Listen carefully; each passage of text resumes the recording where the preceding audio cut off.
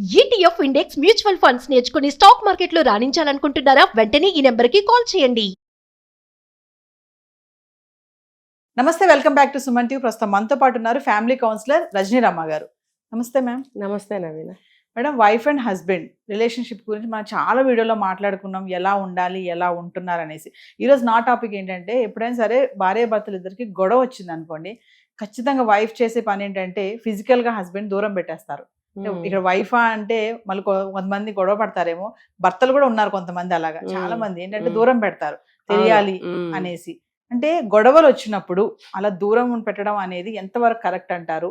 కొంతమంది అంటారు గొడవలు పడినప్పుడు కలిసిపోవాలి, అప్పుడే అది లాంగ్ గా ఉండదు అని చెప్పేసి కొంతమంది అంటారు ఆ ర్యాపో అనేది. ఒకసారి మిమ్మల్ని అడిగితే మరి ఏం చెప్తారు? గొడవలు పడినప్పుడు ఫిజికల్ గా కలవాలంటారా, కలవకూడదు అంటారా? అంటే ఖచ్చితంగా కలవకూడదు. ఎందుకంటే అది మైండ్ ఎలా ఉంటుంది అసలు? అప్పుడు ఆ మైండ్ వేరు, ఈ మైండ్ వేరు. ఇప్పుడు కోపం వచ్చినప్పుడు కోపం మూడ్ వస్తుంది, ఇష్టం కలిగినప్పుడు ఇష్టం మూడ్ వస్తుంది. అంత కోపంలో పరకాయ ప్రవేశం చేసేయాలా? అది అవుతుందా? సినిమా కాదు కదా ఇది, నిజ జీవితం. రియల్ లైఫ్లో అలా ఉండదు. కాకపోతే ఏంటంటే ఎవరికైనా, ఏ ఇద్దరికైనా, ఒక భార్యాభర్తలే కాదు, కోపతాపాలు వచ్చినప్పుడు కొంచెం సేపు ఆ ఇదిలోనే ఉంటారు. అది తగ్గదు. అది కొంచెం తగ్గించుకోవాలంటే మౌనం వహించాలి కాసేపు. ఏదో అనుకుంటాం, తప్పదు, అనుకోవాలి. లేకపోతే వాళ్ళు చేసిన తప్పులు వాళ్ళకి ఎలా తెలుస్తాయి? ఇప్పుడు మనం చేసే తప్పులు వాళ్ళు మనకు చూపిస్తారు. అవును, మరి నువ్వు ఇలా చేస్తున్నావు కాబట్టి నేను ఇలా చేయాల్సి వచ్చింది అనే వాదనలు ఏమవుతుందంటే ఉడుకుతూ ఉంటుంది లోపల. ఉడుకుతున్నప్పుడు కాసేపు వరకు ఆ వేడి తగ్గదు. బాయిల్ అయ్యి అది చల్లారాలంటే గంట 2 గంటల వాటర్ అయినా సరే, బాయిల్ అయిన వాటర్ 2-3 గంటలు పడుతుంది చల్లారడానికి. మరి లోపల రక్తం మరుగుతుంది. మరి అది చల్లారాలంటే ఎంత టైం పడుతుందంటే వాళ్ళ మెంటాలిటీని బట్టి పడుతుంది. అంటే దగ్గర తీసుకుంటే అక్కడ కోపం పోతుంది కదా, మళ్ళీ ప్రేమగా తీసుకోరండి. ఎలా తీసుకుంటారు చెప్పండి అసలు? నేను నెగిటివ్గా చెప్పట్లేదు, దానికి చెప్తా చూడండి.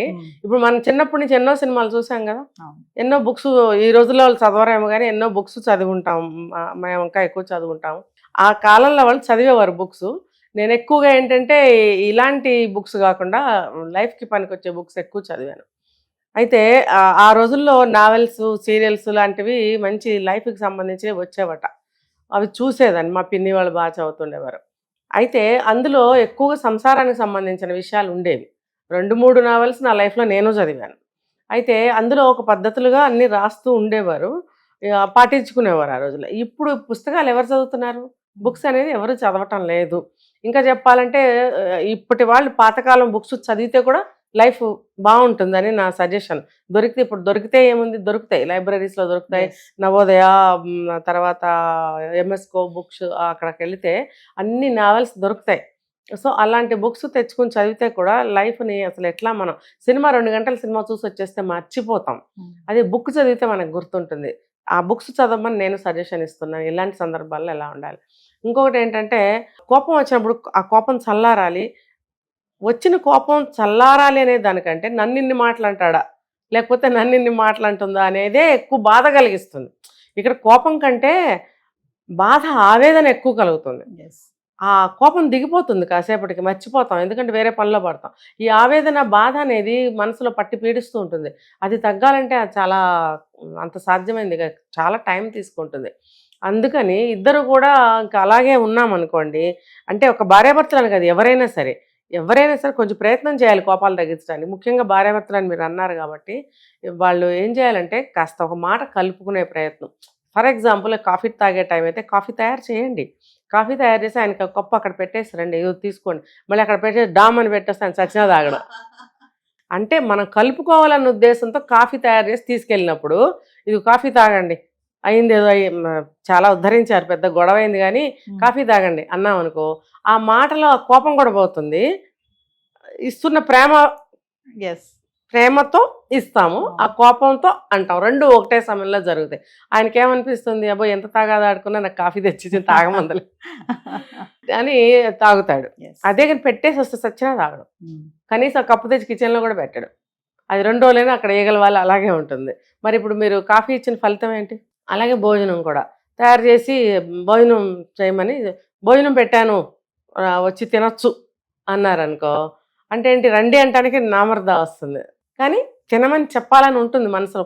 గొడవైంది కదా, భర్త కదా, భోజనం పెట్టకపోతే ఆయనకి ఆకలేస్తుంది, కోపం వస్తుంది అని అనిపించినప్పుడు రండి అనటానికి నామర్ద అనిపిస్తుంది, నామోషి అనిపిస్తుంది. అప్పుడు ఏం చేస్తారు అంటే, తినండి భోజనం పెట్టాను రండి అని చెప్పి అక్కడ అనేస్తే సరిపోతుంది. అతను ఏమంటాడంటే అనాలి, నువ్వు కూర్చో అనాలి. అనకుండా పెట్టింది కదా, తందే తప్పు కాబట్టి వండింది మార్చింది పెట్టింది అన్నట్టు గవ్వ తినేసి పోకూడదు అక్కడి నుంచి. నువ్వు కూడా పెట్టుకో అనాలి. అదేంటంటే అదొక ఫస్ట్ చెప్పాలంటే అదొక సభ్యత. రెండోది ఏంటంటే నీకు కూడా కోపం తగ్గింది, నాకు నీ మీద కోపమే లేదు ప్రేమే ఉంది అని తెలియజేయటం. అప్పుడు ఆటోమేటిక్గా తగ్గిపోతుందండి. మీరు ఇక బెడ్ వరకు వెళ్ళారు, ఇది కానీ ఇది సెట్ అయిందంటే అది అన్నీ అవే జరుగుతాయి. ఎందుకంటే చాలా మంది మేడం గతంలో మనం ఒక వీడియోలో మాట్లాడుకున్నాం, చాలా మంది ఏంటంటే ఇలా గొడవలు వచ్చినప్పుడు ఫిజికల్ గా దూరం పెట్టేస్తా ఉంటారు. అది 2-3 రోజులు, వారం రోజులు అదేదో వ్రతంలాగా జరుగుతుంటుంది. అదేంటి అదొకటే కాదు, అసలు మాట్లాడుకోరు, గిన్నెలు విసిరేస్తుంటారు, పిల్లలకి సరిగ్గా అన్ని జరగవు, గందరగోళంగా ఉంటుంది. అది చాలా తప్పది. ఇల్లు రణరంగం చేసుకోవటం అంటే అది అలా వద్దు. ఇప్పుడు నేను చెప్పిన పద్ధతిలో వెళ్ళమని చెప్తున్నాను నేను. ఇలా గనక వెళితే 2-3 గంటల్లోనే అన్ని సెట్ అయిపోతాయి. ఇప్పుడు తనే ఆవిడే పెట్టాలంటే అక్కర్లేదు, నాకు ఆకలేస్తుంది అన్నం పెడతావా అని ఆయన కూడా అడగచ్చు. ఎటు వంట చేస్తూనే ఉంటుంది ఆవిడ. ఒక్కొక్కరు చెయ్యరండి, చెయ్యకపోయినా ఆయన మాట అంటే వెళ్ళి తయారు చేస్తుంది. అలా ఎవరో ఒకళ్ళు ముందుకు రావాలి. ఇద్దరు సమాంతర రేఖల్లాగా ఉంటే పిల్లి మెళ్ళ గంట కట్టాలంటే ఎవరంటే ఎలా ఏం చెప్తారు? ఎవరో ఒకళ్ళు కట్టాలి కదా. అలాగే ఇది కూడా ఎవరో ఒకళ్ళు, ఇద్దరు ఒకటే టైంలో ఒకటే మనస్తత్వంతో ఆలోచించినట్టయితే ఒకటే సమయంలో చేయగలుగుతారు ఇద్దరు. తను పలకరించాలనుకుంటాడు, తిను పలకరించాలనుకుంటుంది.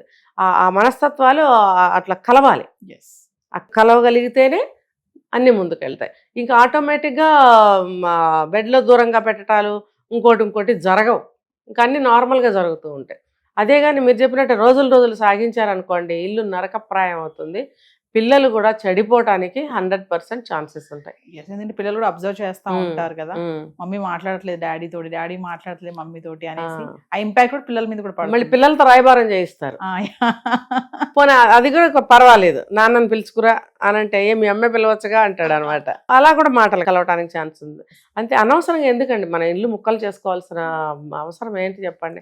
ఇప్పుడు ఎవరికి ఉంటుంది ఇల్లు ముక్కలు చేయాలి, విడిపోవాలి, పోవాలని? చాలా తక్కువ, వేరే రకాలు ఉంటారు పోయేవాళ్ళు. మామూలుగా అయితే అలా ఉండదు కదా. మరి అలాంటప్పుడు ప్రయత్నం అనేది 2 పక్కల నుంచి ఉండాలని చెప్తున్నాను నేను. ఇప్పుడు ఒకవైపు కాదు, 2 పక్కల ఉండాలి. ఇద్దరు అరుచుకున్నప్పుడు ఇద్దరు సయోధ్య మళ్ళీ చేసుకోవాలని ప్రయత్నించాలి. Thank you.